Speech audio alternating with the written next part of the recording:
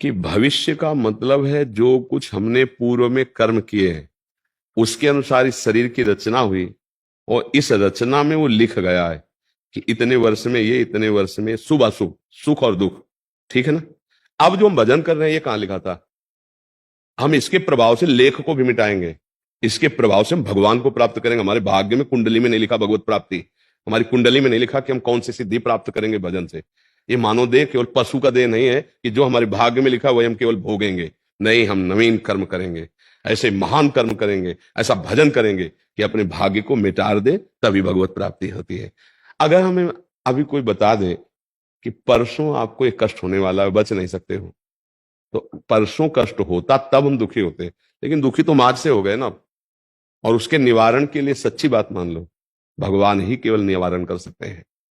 अगर और कोई निवारण का उपाय होता तो दशरथ जी का मरण, सिया जी का हरण, भगवान का वन वन भटकना, ये कुंडली के विचार में कमी नहीं की थी वशिष्ठ जैसे त्रिकालज्ञ महापुरुष, और उधर जनकपुर में सदानंद जैसे सिया जी के पक्ष के पंडित सदानंद जी महाराज, और ये कुलगुरु वशिष्ठ जी त्रिकालज्ञ। क्या कुंडली विचार में कुछ कमी रह गई कि ये जानकारी में कमी थी?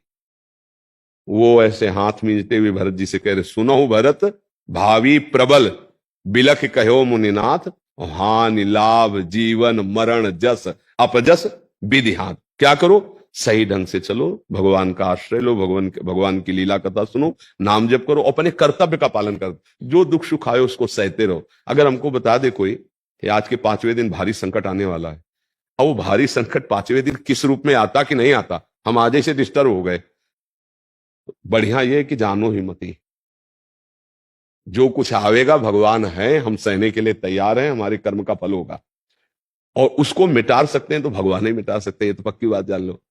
अब हम चिंता क्यों करें? भगवान है ना, हम नाम जप करते हैं। अब अगर हम पहले से इस बात की चिंता में रहे तो हम तो मर जाएंगे। कल तुमको एक्सीडेंट होगा, तुम्हारी हड्डी टूट जाएगी, अब चाहे जहां उपाय कर लो, अगर कल हड्डी टूटनी है तो टूटनी है, पक्का है। लेकिन हम आज से क्यों तोड़ के बैठ जाए अपने दिमाग को, अपने बल को, आत्मबल को? हो सकता है वो जो लिखा है वो कल टल जाए, हो सकता है, क्योंकि भगवान के भरोसे सब हो जाता है। भगवान बड़े बड़े लेख को भी बदल देते हैं, तो हम उनका आश्रय लें, उनका भजन करें, उनकी सेवा करें और अपने कर्तव्य का पालन करें।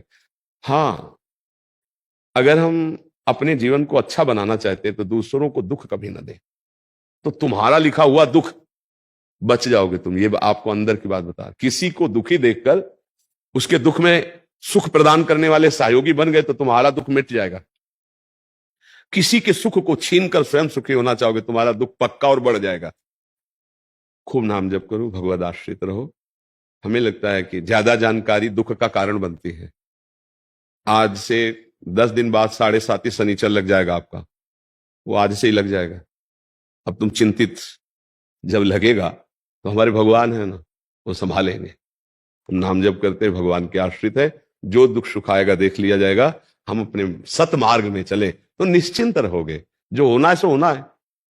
जन्मेजय जी को पहले से पता चला कि परीक्षित जी को आज सांप काटेगा, तो सांप था ना, पूरी व्यवस्था की, बड़े बड़े मंत्रज्ञ, बड़ी बड़ी औषधि, बड़ी बड़ी व्यवस्था कि एक वायु भी वहां बिना आज्ञा के नहीं जा सकती, ऐसे मंत्रवेत्ता ऋषि बैठा दिए, क्योंकि राजा थे।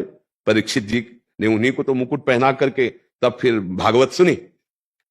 जीव ही समय आया तक्षक के काटने का, तो ब्रह्म ऋषि लोग फल फूल लाकर राजा को समर्पित करते थे और उनकी जांच नहीं होती थी, क्योंकि ऋषियों की जांच, तो एक ऋषि के पुष्प में ही, पराग में लाल दाने के रूप में छोटा रूप, इच्छाधारी होते तो महान, छोटा रूप धारण करके बैठ गए। जो ही ऐसे समर्पित किए, पुष्प ऐसे लिया और जीव ही ऐसे माथे में लगाने को विशाल रूप धारण करके काटते ही बस मोर अंतर ध्यान। रोक पाए? होनी थी।